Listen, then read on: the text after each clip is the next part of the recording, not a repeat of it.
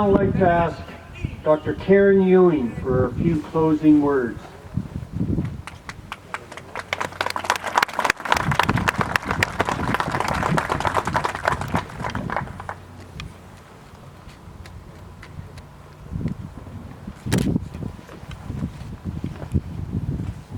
You know, if I've been given 5 minutes of your time, I am going to speak about peace.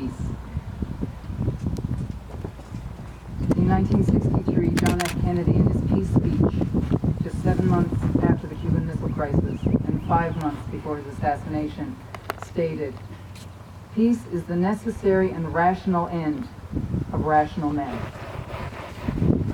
Rational men.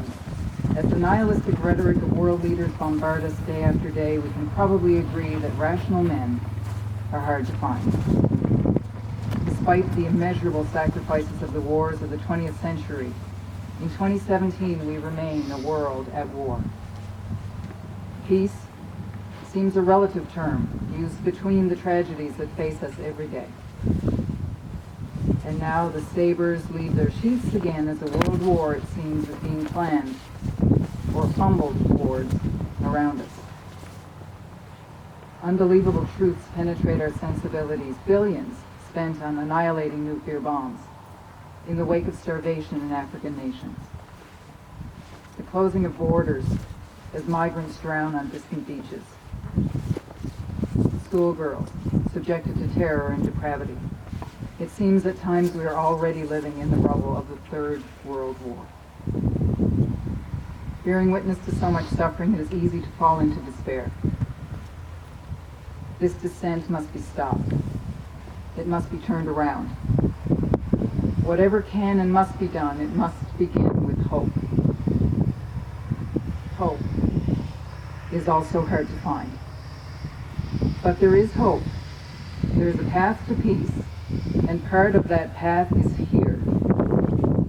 The creation of the United Nations Peacekeeping Force was part of Lester B. Pearson's path to peace, for which he was awarded the Nobel Peace Prize in 1957. Described as the Great Experiment, the United Nations Expeditionary Force was bravely and without precedent deployed, composed of soldiers of 9 United Nations countries from 4 continents. The UNEF moved with a high morale and higher purpose between national military forces in conflict during the Suez Crisis.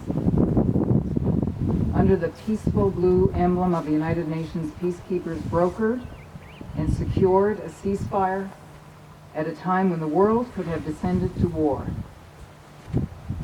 Pearson's path to peace presented a new philosophy, a new understanding that in the nuclear age, we can no longer defend our society by war.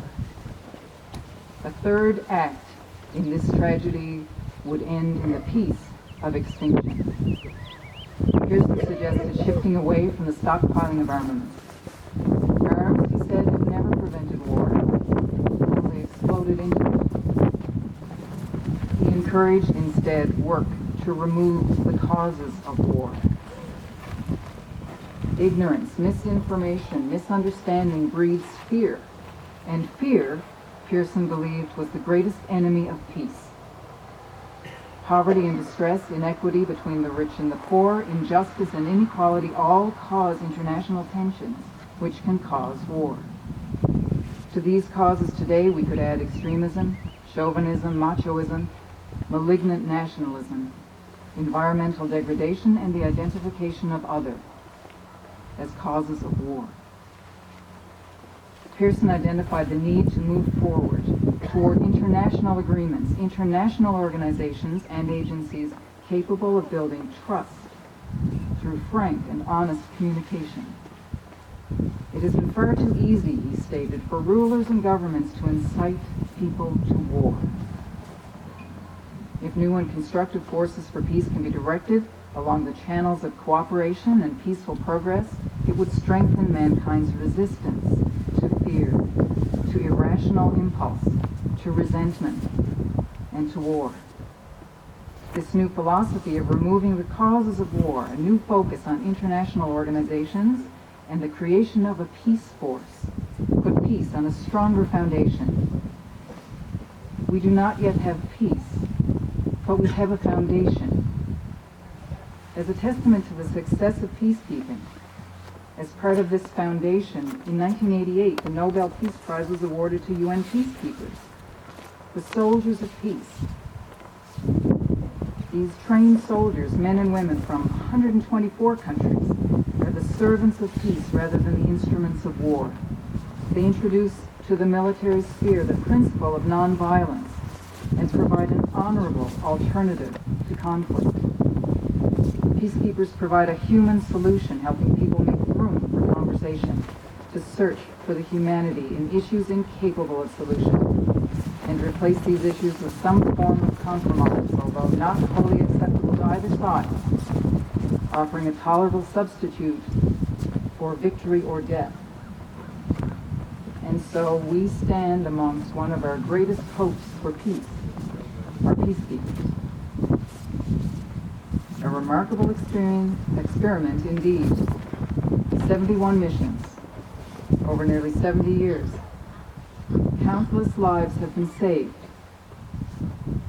and 3,557 brave lives have been lost. So there is a path, a new and necessary philosophy to remove the causes of war, poverty, injustice, resentment, and fear. There must be truthful communication, there must be tolerance, there must be generosity, and there will be difficult diplomacy to find our suitable substitute for victory or death. There is not inevitability, there are choices. The foundation has been built, and the mortar is the blood of veterans and peacekeepers. And on that foundation, we must build something even more permanent and strong. We, you and I, can help build on that foundation. We are part of the frank and truthful conversations. We make the choices of tolerance or fear, of generosity or poverty. We are powerful, more powerful than we think. Our efforts are noted. We make a difference. This park received an endorsement from retired General Romeo Dallaire for the Broken Line. We received a note of thanks from retired Secretary General of the United Nations, Ban Ki-moon, for our work remembering the Holocaust. We, you and I, can help create the ideology of peace, a process by which decisions are made through the lens of equity, tolerance, justice, generosity, and peace. We can help remove the causes of war. There is a rational end for rational people, and it is peace. Let us go out, therefore, and make peace in our perilous and broken world. Peace by peace.